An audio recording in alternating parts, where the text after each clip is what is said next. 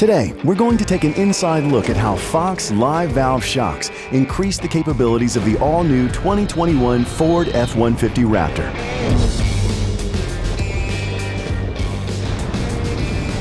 For the best performance over any terrain, you need a wide range of damping support and control. One factor that makes this possible is that the shocks are simply bigger. The diameter of the shock body and internals are increased to produce more support. Additionally, the shock's internal bypass design and the upgraded live valve technology control doubled the damping support of the previous generation.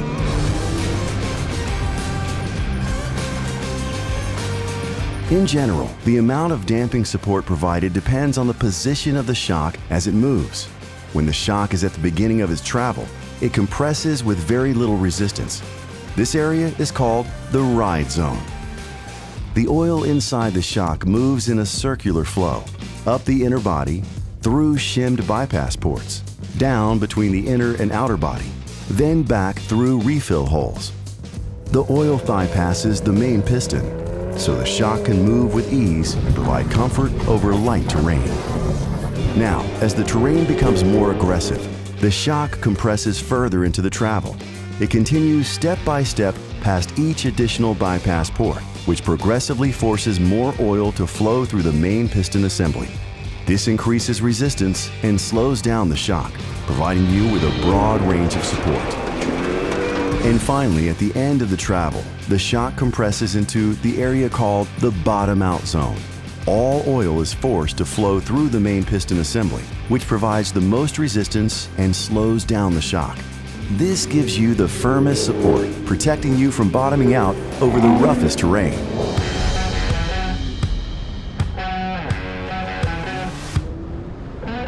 While these broad internal bypass zones determine the base level of damping support, it's the live valve technology that allows more range and precise adjustments as you drive.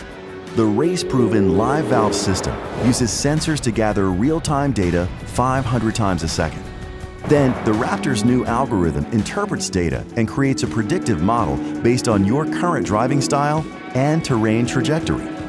This means if live valve determines a shock should move faster and provide more comfort in the moment ahead, it'll decrease preload on the spring behind the needle, which will open the valve.